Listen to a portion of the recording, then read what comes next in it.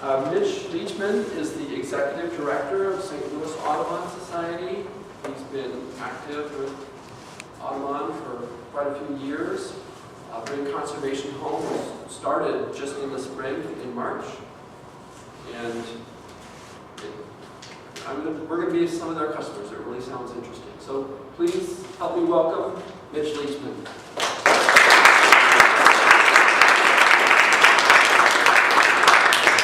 Thank you, Dirk. They're like, come on down. As Dirk mentioned, I guess I'll take a minute here for this. I've been involved with Audubon organizations for about 15 years.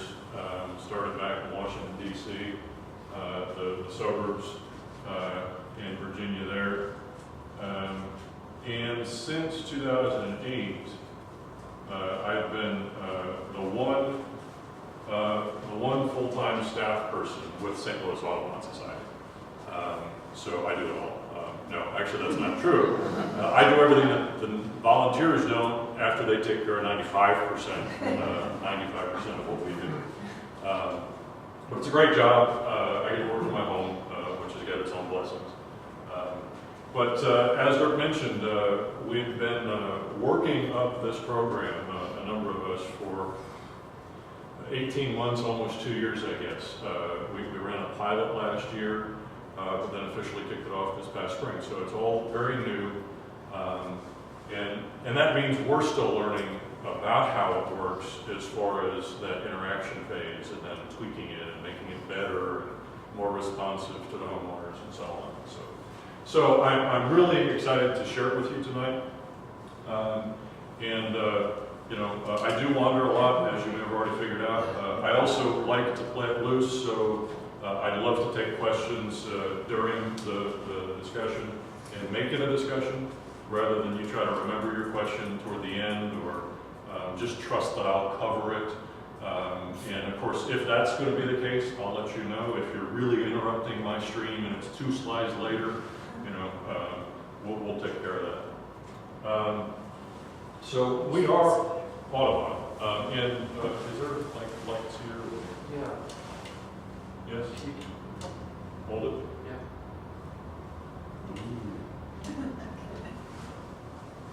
Ooh, my house doesn't do that. That's probably okay? Yeah. I don't want to scare anybody, so I won't turn any more lights on. So we are Audubon. Pretty cool bird pictures. And we are bird people. Now, I didn't bring my binoculars, although I thought about it. I should have a pair in the car. But I did bring my bird guide. This is proof, we're bird people. It's true. The stereotype is true. Audubon is all about birds. And yet I'm here to talk to you about landscaping and flowers, which sounds, maybe a little curious, but that's true. And you may know some of these, and now I'm starting to wonder if it really is in focus. I'm a little fuzzy, but maybe that's me. But that's because I have a story to tell. At least for a while, it's not the most uplifting story, but it's really important. And it's really important that I very clearly describe why this program exists, why we felt the need to create it, and why a bird person in a very much bird-related organization is getting into the plant business. So, if you'll bear with me, birds are in trouble. And this is just a few little studies represented here. This State of the Birds report that's on the lower right-hand side has actually been duplicated year over year. I think they're on their 3rd or 4th report now. Their first one in 2009 was focused on climate change. And some really sobering statistics, looking at hundreds of birds across the continent and seeing, nearly 2/3 of them having shifted their ranges significantly north, statistically significantly north. Some species on the order of 100, 150 miles north. And this is over the course of a 40-year period study. We've got common birds. several species of sparrows. One of the meadowlark species we have here in the country, in decline. I mean, you know, some populations, 50% or more, again, in the same 40-year time frame. And then, if that's not a concern, nearly a third of 800 different species. And when we say at risk, I'll use that phrase a couple times. That is a whole host of ways of looking at populations and species. Could be officially designated endangered or threatened by the federal or state authorities. In many cases, it's a population of concern. It is declining, but it's not endangered yet, those sorts of things. So tough information. Of course, it's not restricted to birds.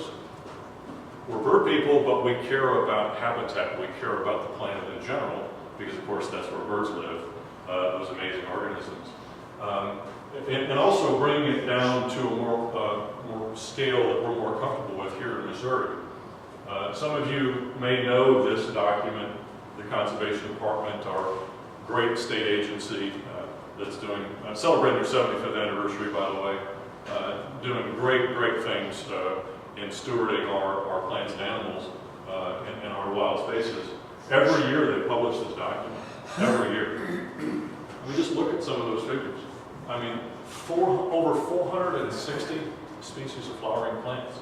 Again, in one way or another, there's a concern about their population and their viability in the long term.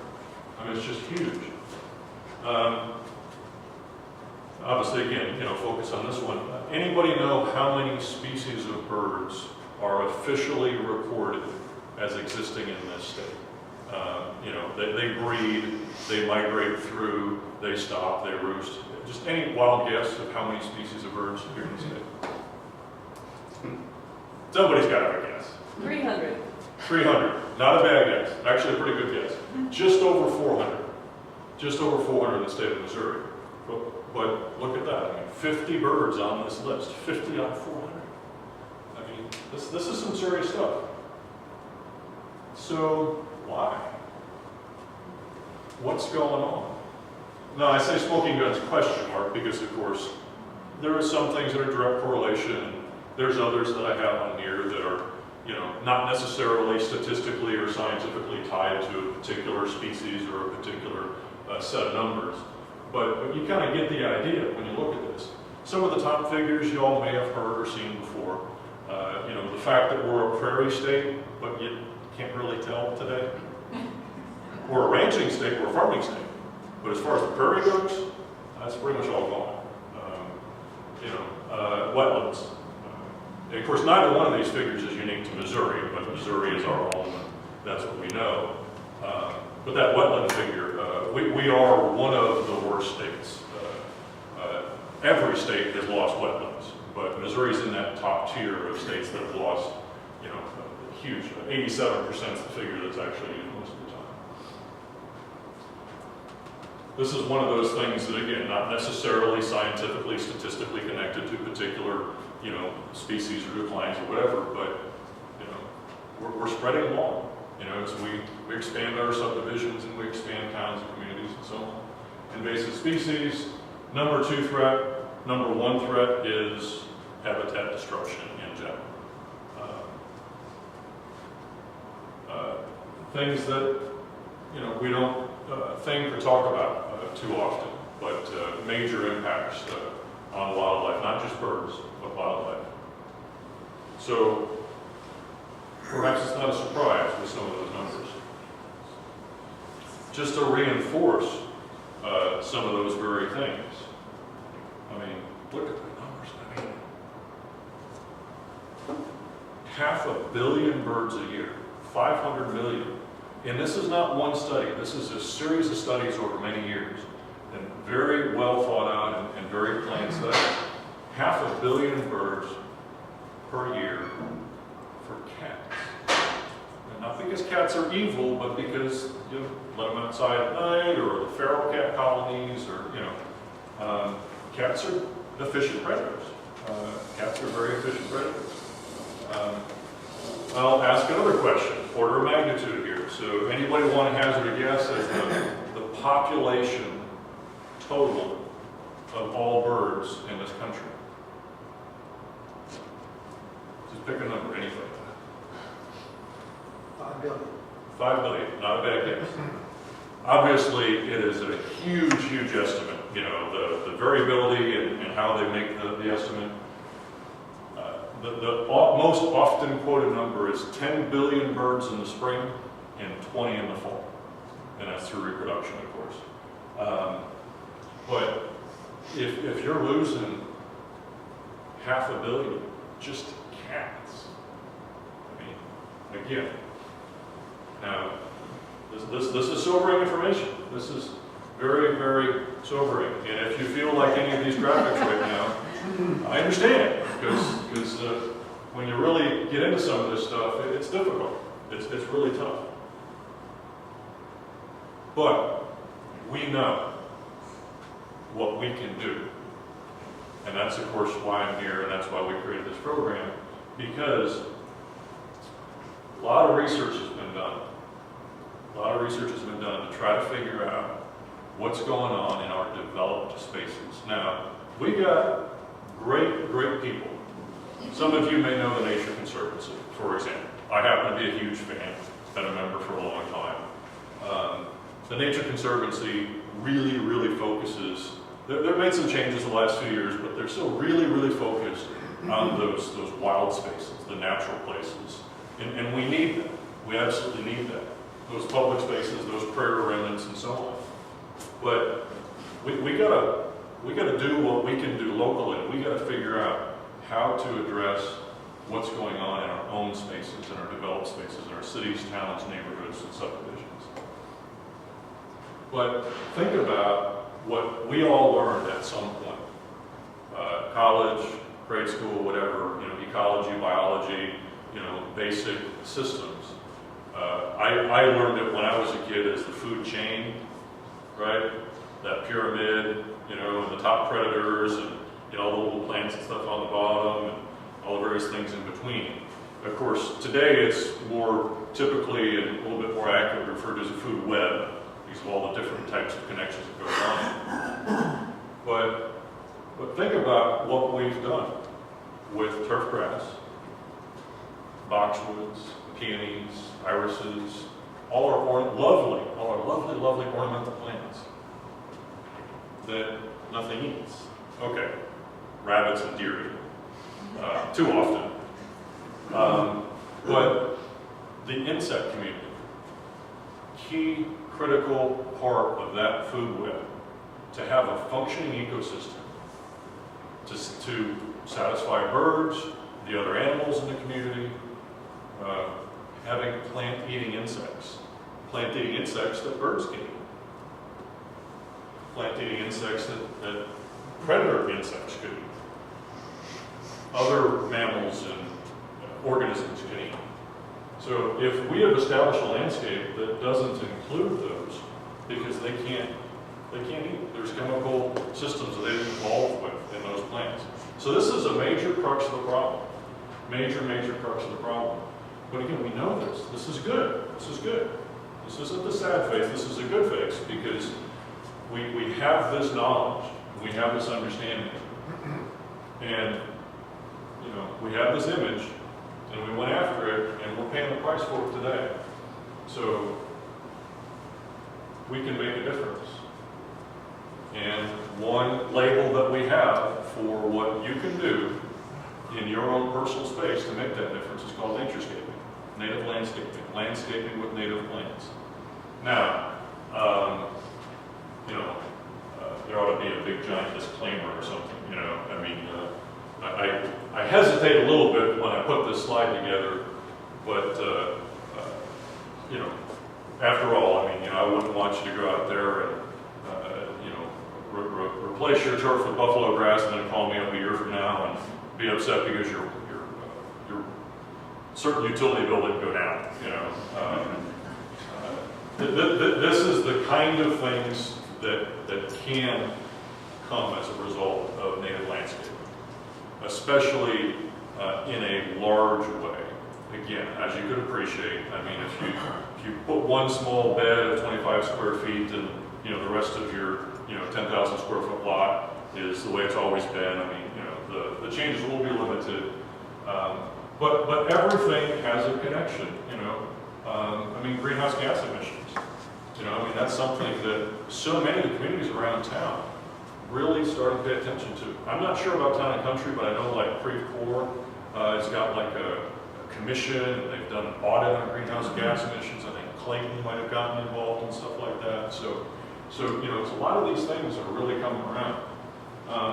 But one I want to highlight too, actually, you know, think about chemicals. You know, we all use them.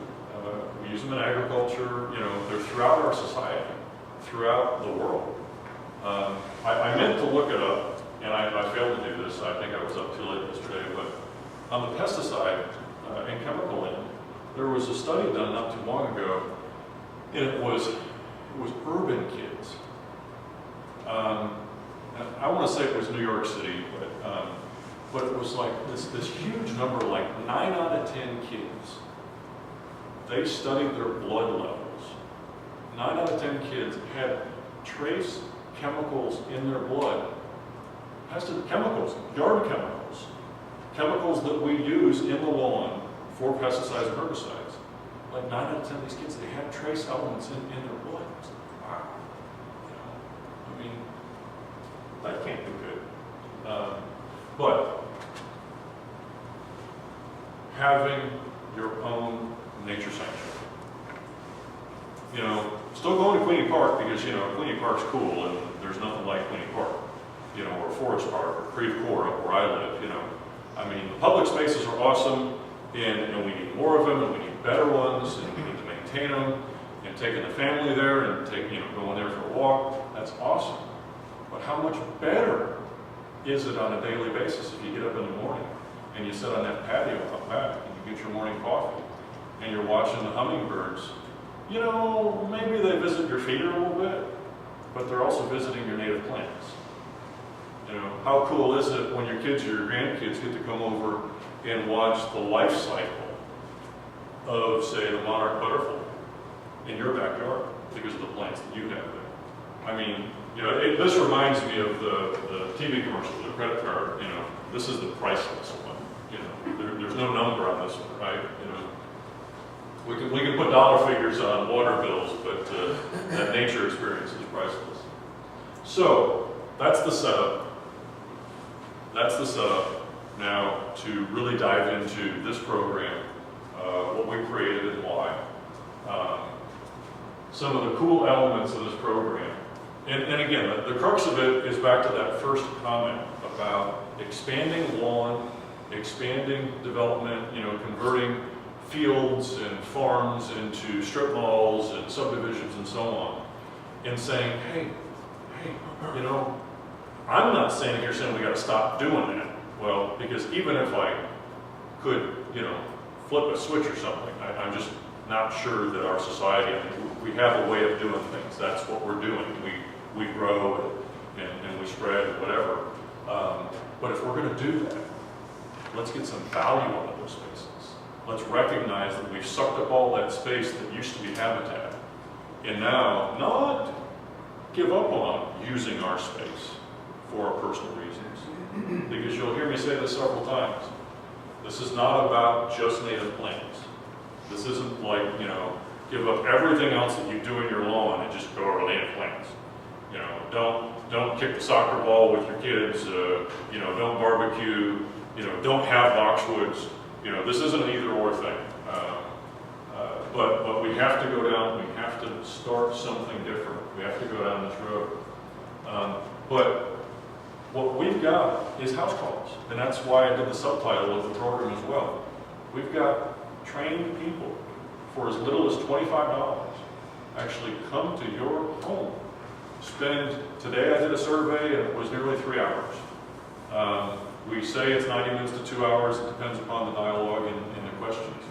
But having somebody who understands how to create habitat, not just native plants, but habitat, at your disposal on your landscape, looking at what you have, finding out, hey, do you like butterflies? Do you like bees? Do you like songbirds? Do you like hummingbirds? And then providing you personal recommendations personal recommendations on how to create your own private nature sanctuary. We have a certification element, and I'll get into that. And again, reinforcement of that nature connection. Quick quiz. Cedar Wexford. You know, when he was in school, we all know, yeah. He was always raising the hand. Yes, by the way. Yes. So we start by making sure that we have a common understanding with the homeowner. It's just a pledge, it's just a checkbox on the online application. You know, they don't need to sign something on a contract, but it's just to have a common understanding. And I'll highlight this reduced pesticide use. I highlighted pesticides a minute ago, but I hopefully will remember one of the reasons why I highlight that, because reduce is the pledge. Reduce. We love for folks to commit to eliminating chemical pesticides and fertilizers, but reduce is the only commitment we ask for. And again, these are motivations behind our program. We're bird people, right? I've made no secret of that. We're bird people, so that's where we come into this. But by helping create habitat for birds, we're obviously doing it for other plants and animals, and then we have these other benefits. You know, not unlike the naturescaping for your own personal pocketbook. Yeah, totally. Again, I mentioned our partnership is growing. I'll show you a list here in a few minutes. It's possible that you know, down the road we could get some official partnership with Town and Country, and all residents could possibly even be eligible for the reduced $25. Question, Yes. is honeysuckle an invasive exotic plant? Which honeysuckle? Kind of honeysuckle that's all over this property. Yes. We have, I have a graphic that I think actually includes a list. We have 28 invasive plants that we included in this program. There's about 20 different plant gods. I mean, you know, botanical garden folks, Shaw Nature Reserve people. We had a couple dozen plant experts that we consulted with to create that list to try to get a St. Louis regional problem invasive plants. And nobody debated whether bush and Japanese honeysuckle was going to be on that list. Well, Queenie Park has an aggressive program of trying to remove this. They're making some progress. They are, absolutely. Yeah, it's a quick little factoid about honeysuckle. I think every state has this. I know Missouri does, and that's a state list of noxious weeds. Bush honeysuckle is not on that list for the state. And a little bit of politics I'll just mention very quickly, and this is my opinion, it's not Audubon's opinion, but it would be so much to put it on that noxious list, because now it's on there, all government entities have to have a plan to address it. And bush honeysuckle is so pervasive, I think it's going to be a long time before it ever actually makes it to that level of scrutiny. I'm interested in that list. Where can I see the list, or do you know some other plants that are on the list? Yeah, it's actually on our website. I think I brought with me today a few handouts if you wanted to see it right away. Again, I can't remember if I actually have a slide in here. It's on your website? But it is on the website, Okay, yeah. fine. Yeah, it's, look for the criteria. The criteria is a certification list, and then it shows you all the different pieces. Yeah, 28 different plants. And again, it's ordered because we have this 3-tier certification, which I'll refer to.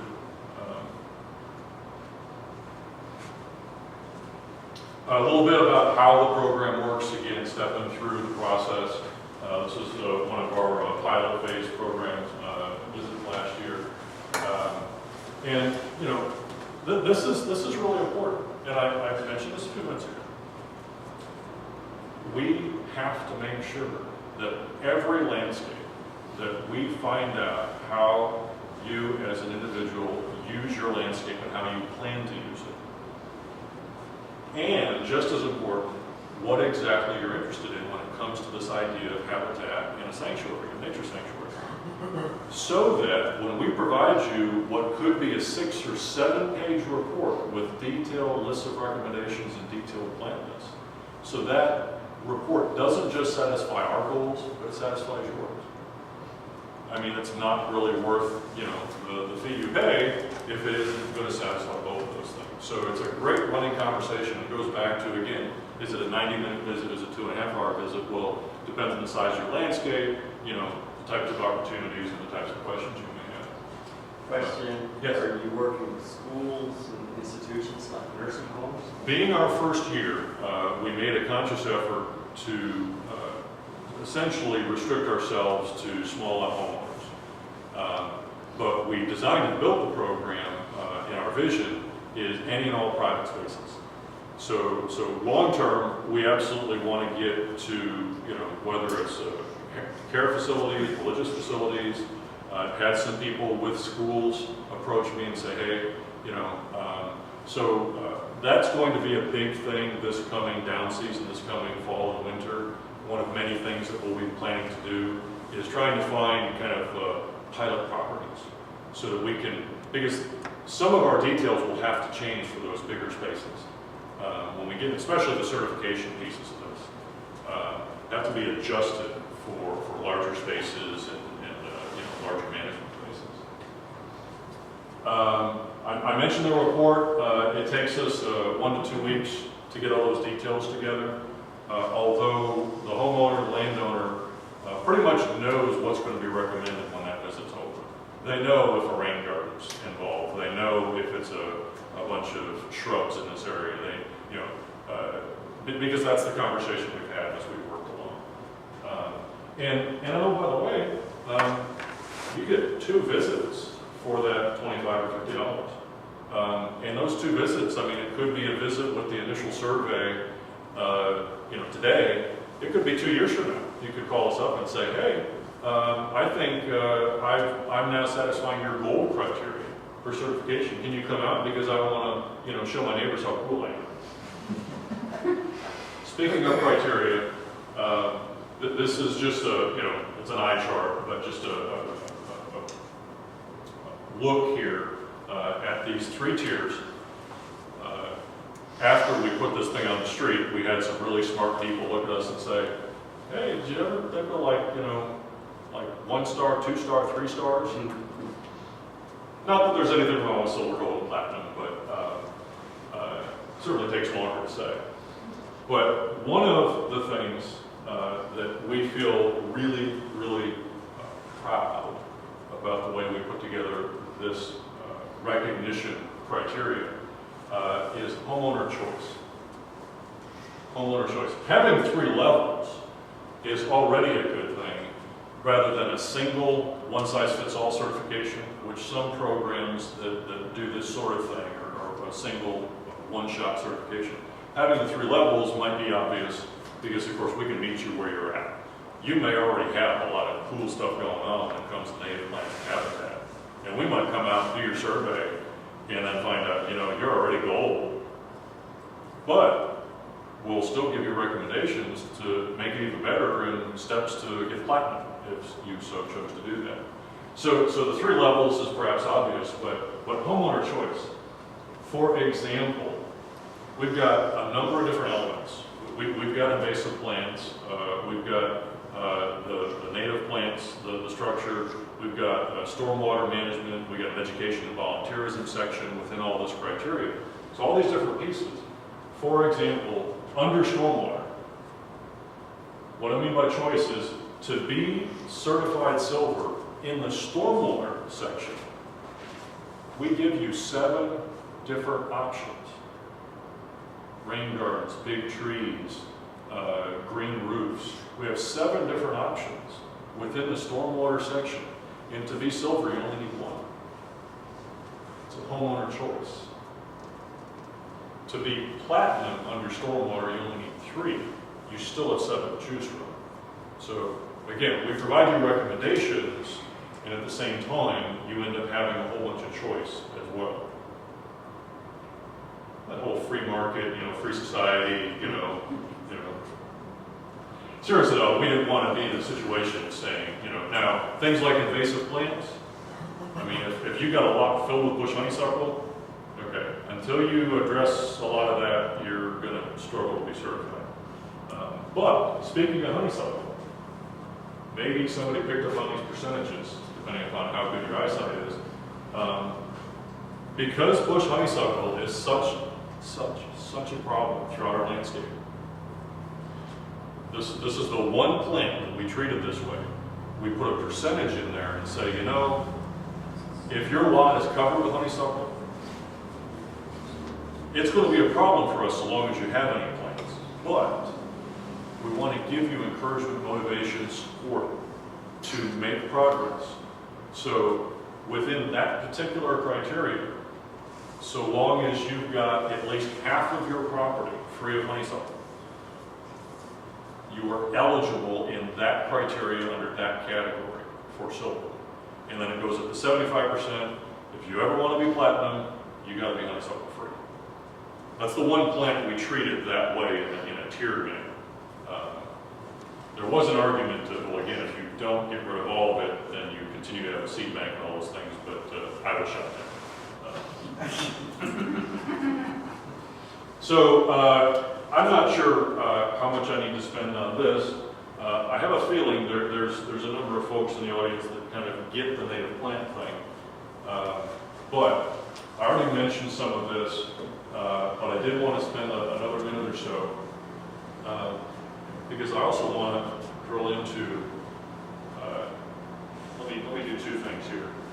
I only did one prop so far. So we have 2 Bibles in our program. Anybody familiar with this book? Few people. We said this is How to Do Native Landscape. This is Dave Tilka. This is actually the first edition. He's got a second edition of this book. There's some great tables in it. I carry this all the time. We refer to this all the time.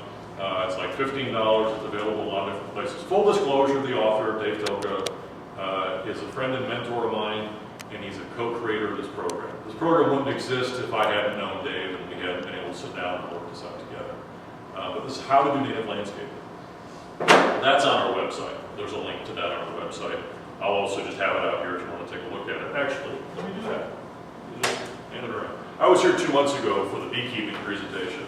And I didn't bring anything that y'all can taste. But I can at least, pass some things around. I can't lick the book. It's not scratch and sniff, although my cat, maybe you can smell something. But that sounded bad, didn't it? Yeah. It's one of those things that, after you say it. The other Bible we have, and again, some of you may be familiar with this book and this guy, Doug Tallamy. And he's becoming an adopted son of Missouri. He's actually Eastern, and he's a bug guy. He's the director of the Department of Entomology. He's the chair of the Entomology Department at the University of Delaware. So why is this important? Because Doug wrote a very easy-to-read book that I say is Why to Do Native Landscaping. You can pass that around. Because Doug, in his research, and his students, and everything he's been doing, really hit on what I was describing a few minutes ago. Now, let's turn that around. I'm sure he had hit on it before I ever figured it out. But the fragmentation food web and the fact that having plants that plant-eating insects cannot eat and have nothing to do with it is a serious problem and really a decline, creating a decline, the crux of the problem for a decline in not having space for native plants and animals in our developed spaces. So he hit on this.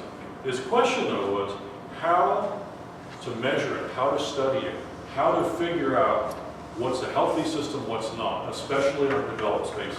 So what he said was, I'm a bug guy, and one group of organisms that's easy to study because there's a lot of them and they're easy to find, and it's butterflies and moth larvae, the caterpillars. Okay? We all appreciate, again, from our basic science classes, the butterflies and moths that we know, the winged creatures, the lovely, pretty, colorful things. Those are the adults. And the young, the larvae, are the caterpillars, right? And they go through their metamorphosis. So he wanted to study the larvae and use that as a way of measuring the value of the ecosystem, the health of it. Okay? So this is what he hit on. And this is what he did. His postdocs, his graduate students, they've been doing this for years. He's got tables in that book that go through this in detail. And so I took advantage of that. And if I could, I'd go like this. But I can't do that. Oh, I said I walked a lot. I'm over here.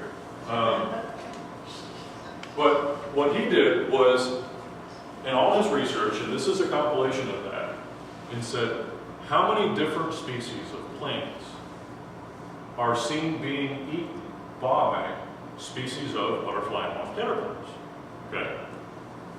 Now, the more butterflies and moths that are seen feeding on those plants, the better it is with an ecosystem, right? Because now the birds can eat those organisms, the predator insects, the reptiles, amphibians, and so on. Look at this. These are natives. Look at this. 500 different species of butterfly and moths have been seen feeding on oak trees. Now, not one tree, not that pin oak in your backyard, not 500 different species on that tree.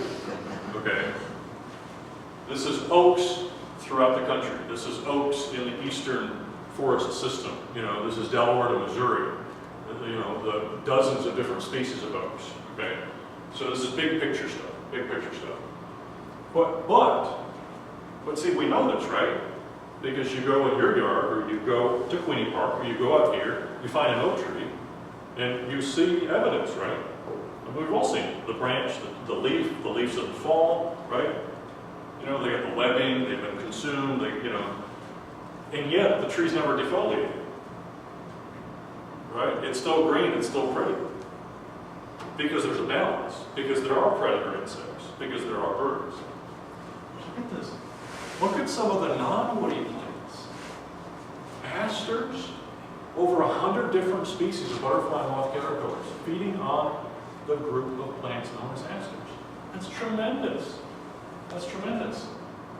Now, if you haven't looked yet, right? I know you have. You looked over here, right? Non-native plants. That's kind of sad. But you know that. We all know that. And I said it earlier. That's why we have them. Maybe that's not why we brought them over. Maybe we brought them over just because they were pretty. Because, those people that brought over Shakespeare's birds, I don't know why we brought some of these plants over, but we kept them. And we've retained them, and they've become huge parts of the nursery trade in our yards and our landscapes because nothing eats them. Bugwise. I have to keep qualifying that, because I know if you have hostas and you live in town and country, there's things that eat your hostas. I know that. But from a functional ecosystem, a habitat standpoint, they don't work. They don't work. This I already mentioned as well. I put this slide in 2 days ago because I think it really is important, and I make this clarification every homeowner. I've done it over the phone, I do it every site visit. And I mentioned this earlier, but it's really, really important because I don't want anybody who's either a member of or who knows people with like the Daylily or the Hosta Society. We're not on a campaign against any of those plans. And I mean, tongue-in-cheek, but I'm very serious. You can do both. You can do both. I think when you get on this road, if you haven't tried natives, if you don't have a butterfly garden, if you haven't done it, I think that once you get on this road, you will go, where have you been all my life? I mean, you're going to do more and more, but you can do both. You can have some lawn, you can have some turf grass, you can have some oxens, you can have some ornamentals, your heirloom things. I mean, I'm late to gardening, folks. I mean, I grew up helping my mom plant marigolds every year, and that's all I knew about gardening. Okay, I got on native plants about 6 or 7 years ago, and I'm kind of sold, but I've still never taken a gardening class, and there's a lot I don't know. This thing about heirlooms, relatives and grandma, and the plants that you inherit, I didn't know it. That's like, wow, I had no idea that was going on out there. No idea. I guess in my family, it's we just don't do that, but it's important. It's important, and having a space for those, you can do both. Okay, so how are we doing on time? Because I have a tendency to talk. Hey, look, 10 minutes left, right? Dirt went a few minutes, so. No, you got the important stuff. I mean, you got the real important stuff. So, who has coneflower? Who has purple coneflower in their yard? Look at that. See, that's just amazing. I have a hybrid of purple coneflower. Mhm. It's called something else. It looks something else for different sizes or whatever. Mhm. Is that considered native and good? Do butterflies come out and get nectar from it in the summer? Bees? I haven't had that. I would think so. They probably do. And then the real test, this is an important point though, because the only plants we recommend are straight species native plants. There's these hybrids, these cultivated varieties, cultivar is kind of the catchphrase for them. We don't recommend, but only a couple of the cultivars, the hybrids, in any of our plants. The main reason we try to avoid that, recommending them, is because nobody's really studying whether they're functional from a habitat ecological standpoint.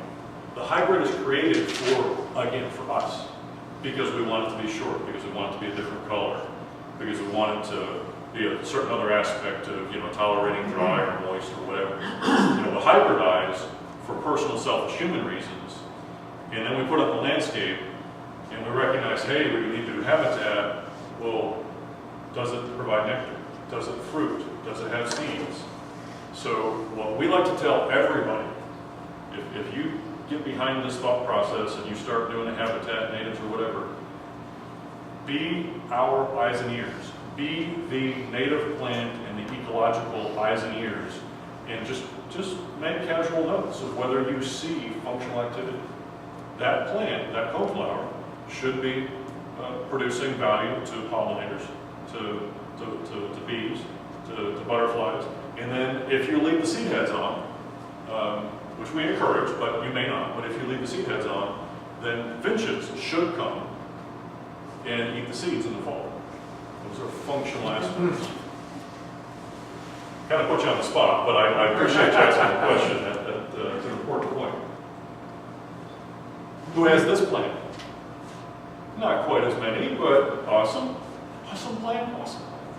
I mean, and if you're not familiar with this plant, it's a freaking milkweed. I mean, I say that because I think all of us know milkweed. I know I grew up with milkweeds up in Michigan along the sides of the road, and the pods, the seed pods, and you throw at your friends, and you break them open, and little seed things would fly all over the place. Tall, lanky plant, I have common milkweed in my yard, and that's because I got a plant from Scoutwood Bridge, Shaw Nature Reserve, a long time ago. It's his fault. And common milkweed's all over my yard. But this is in the milkweed family. This is part of that critical genus of plants that the monarch butterfly needs to propagate itself. And yet, look at the flower color. And this thing is a couple feet tall, kind of shrubby. This is a 4-star plant to anybody that grades plants. You could put this out by your mailbox. It's a milkweed. By the way, this was on one of my slides and I kind of blew by it. But talk about the butterflies and moths. This is really kind of important. Everybody knows monarchs, right? I mean, everybody in the room, and everybody in the room understands something about the monarch migration story, right? This crazy, crazy, fascinating, miraculous insect that hangs out here most of the year, and then somehow it gets down to Mexico for the winter, right? Okay. I mean, now the journey itself is fascinating, but if you're not, maybe you don't know this, but not a single generation of not a single organism ever makes the entire trip. No monarch butterfly starts here, goes down, and comes back. None of them have ever made it. Because they don't live that long. Birds that migrate to South America or Central America, whatever, I mean, they live long enough to go down and come back, right? They can show their babies, so to speak, the new generation.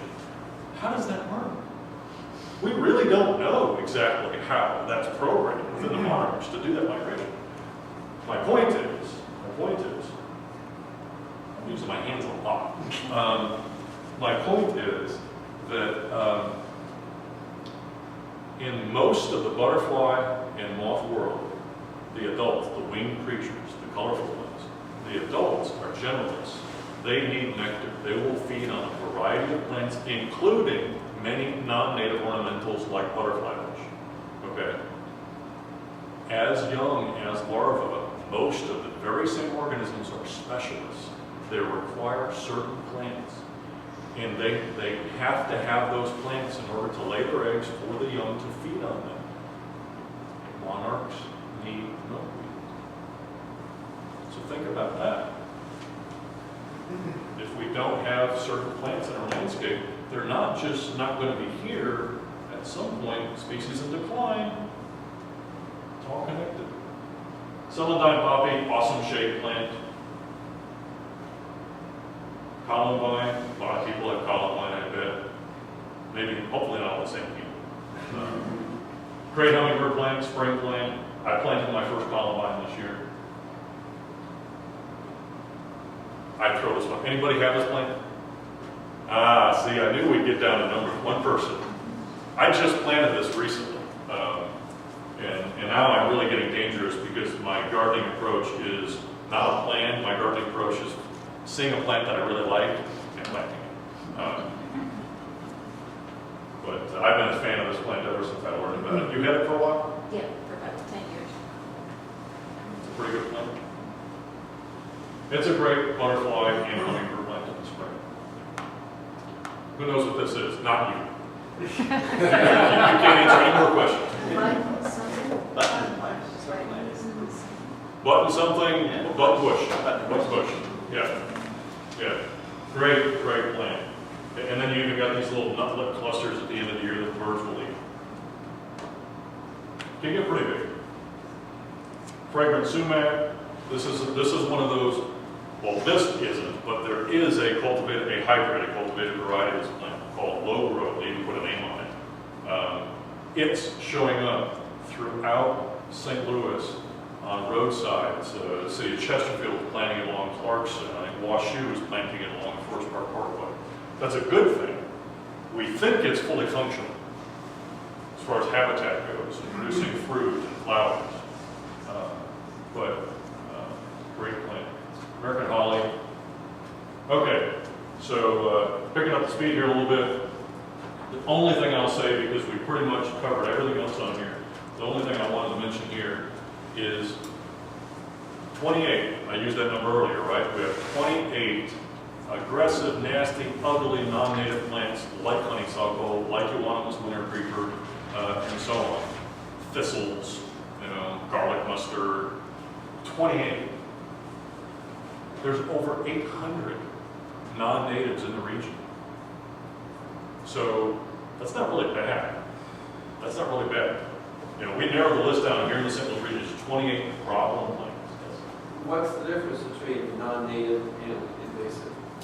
The difference is admittedly a bit of a fuzzy line, but it's all about is that plant causing a negative major degradation to the environment? Is it aggressively spreading? Is it crowding out natives? Is it altering? It's one of the words they use a lot when they're looking at these things. Is it significantly altering the landscape? That's bush honeysuckle's problem. It is such an aggressive, fast-growing shrub, and it is adapted so well to our situation. It's the first thing that greens. That's how we can see it every spring, because we drive up and down the roads and see it everywhere. It's the first thing that greens, it's the last thing that's green.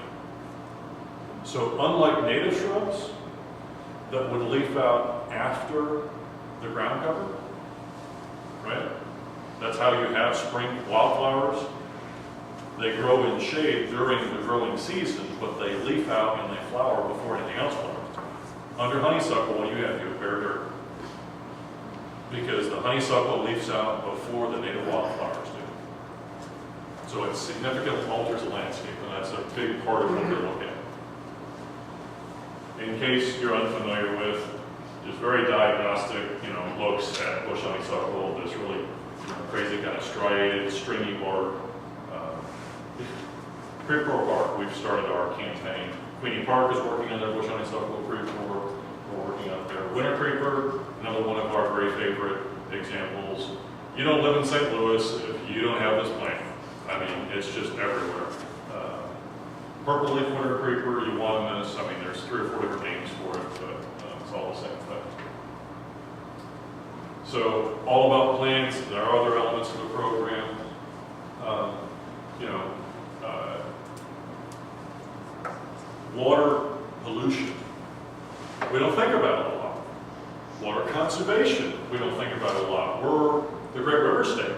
Well, we might be, I don't think we've changed it yet, but there's a campaign to do that. But we know we got great rivers. Here in St. Louis, we got 3 of them. 4, actually, if you include the Illinois, Missouri, Mississippi, and Merrimack, of course. We have water everywhere. Even in the drought, water, right? You know, we didn't have any water bans, we didn't have anything like that going on because we got all this water. But especially water quality is a serious concern. Especially in these spaces where we put all these parking lots and these roads. And yes, turf grass, because especially in a typical rainstorm, we don't get soaking rains very often, although Isaac was actually a pretty nice soaking rain. But you know, these downpours, these thunderstorms, right? They go, you get half an inch in an hour. Well, if you've got a bunch of native plants, you've got tree cover, canopy, shrubs, you've got things to slow the rainfall and let it collect and all those things, you're going to retain a lot of that water on the site. You got grass. Grass is not much more pervious than pavement, especially in downpours. And again, it's not that grass doesn't absorb anything, and don't walk out thinking that's what I said, but especially in a downpour, it's just not gonna, a lot of it's gonna run off. And we've seen it. You all, if you got a big lot, if you got some slope, I mean, it happens. So obviously that takes chemicals, that takes anything that picks up debris or whatever. There was one fact I wanted to throw out here, set of notes, and I will actually refer to them. The Department of Natural Resources in Missouri, you may have read this in the paper just recently, they've declared 5 streams in the St. Louis region as impaired waterways. They're impaired for various reasons, starting with E. coli, but also other dissolved solids and chlorine and various different reasons.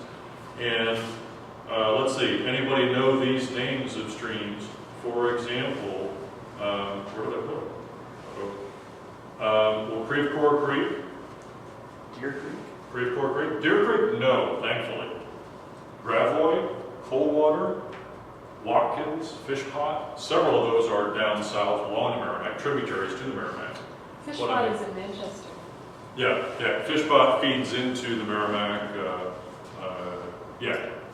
Right, Valley Park. It runs through. But I mean, pretty sobering. Pretty sobering. Rain gardens. Familiarity with rain gardens. Brief comment I'll make about rain gardens, not to be confused with a water garden. Water garden would be like a pond, would be permanent water. Rain garden is temporary water. After a rain fills up, holds water for a few days, and the substrate within the garden itself, the mix of sand and soil, plus the plant life that's there, make sure that the water only lasts for a few days, because then the plants absorb it, it infiltrates into the soil, it evaporates. But this is a very cool thing because you get a really neat plant community there. And in having this little depression, collecting the water that, say, it comes off your roof, a couple of downspouts, run into that, prevents it from flowing off and, taking things with it. Yes. MSD is currently requiring rain gardens on all new developments,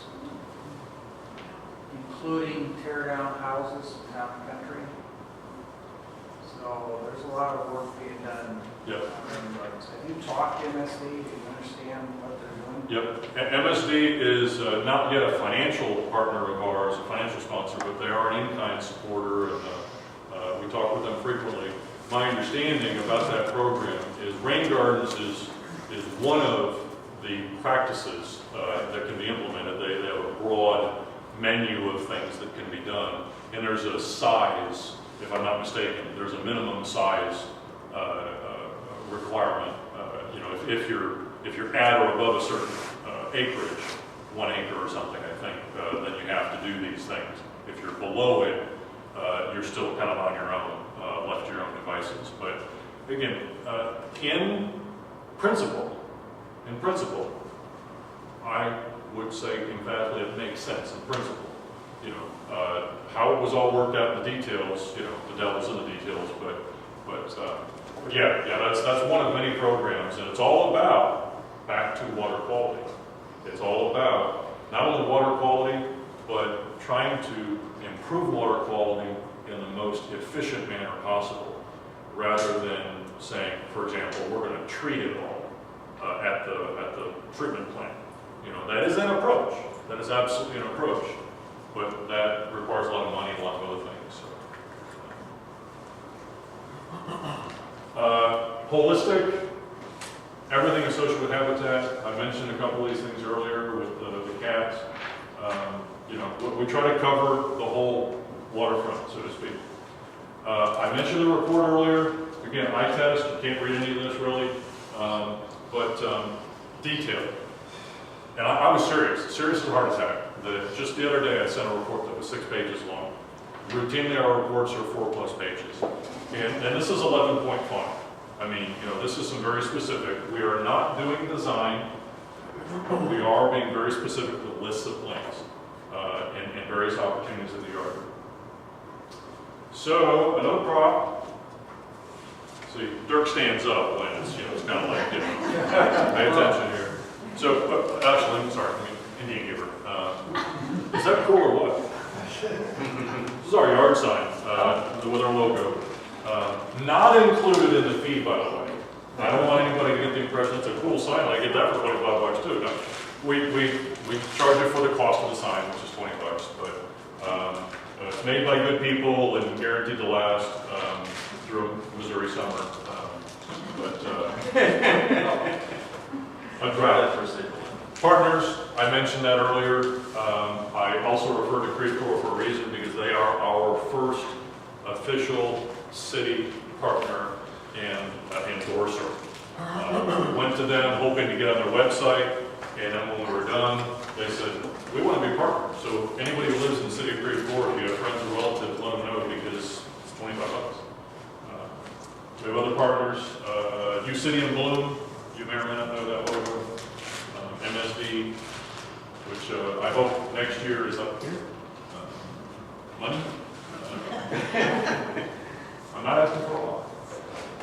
So I got like 4 slides here. I'm just going to kind of quickly flash through, because my message is this.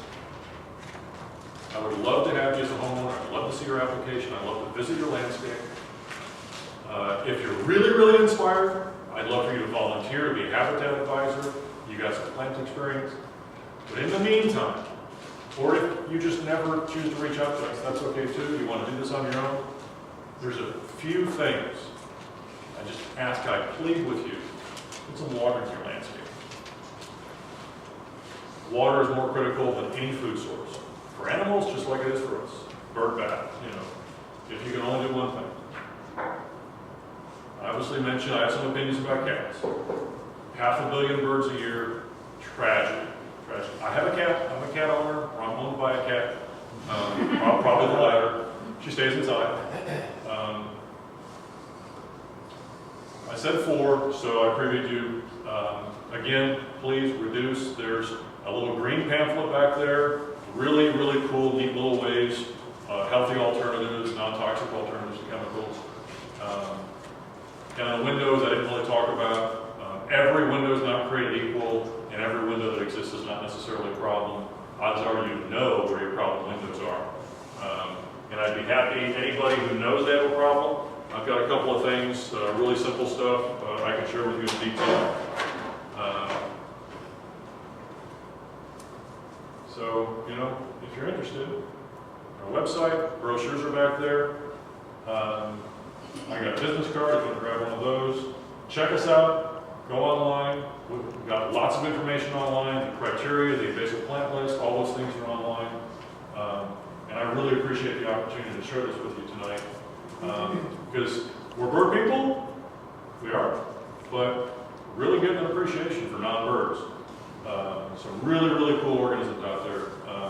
And having these in your own space, oh gosh, I mean, my New England asters are in bloom right now. And, you know, they're kind of weedy, and I'm a lazy gardener, and they're all over the place. I pull them out half the summer, but then I get to the fall, I get to September, I go out there every day just to watch the bees. Just to see a new bee. Y'all ever seen a green bee? I mean, it's fascinating organism out there. I thank you all very much.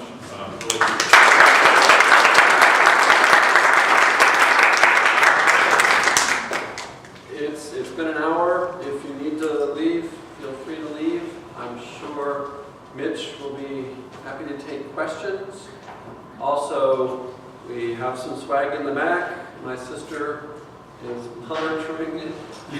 If you take Lush, please visit their store in West County Mall. They gave me $60 worth of stuff last time, and as far as I know, one person is in their store. If you go, you'll get free stuff. Okay, so please go. And take the coupon with you. Yeah, take the coupon. It's on the back of the magazine. So, on your way out, stop by there, but feel free to stay, ask questions of Mitch. Go if you need to. Thank you for coming, and thank you, Mitch.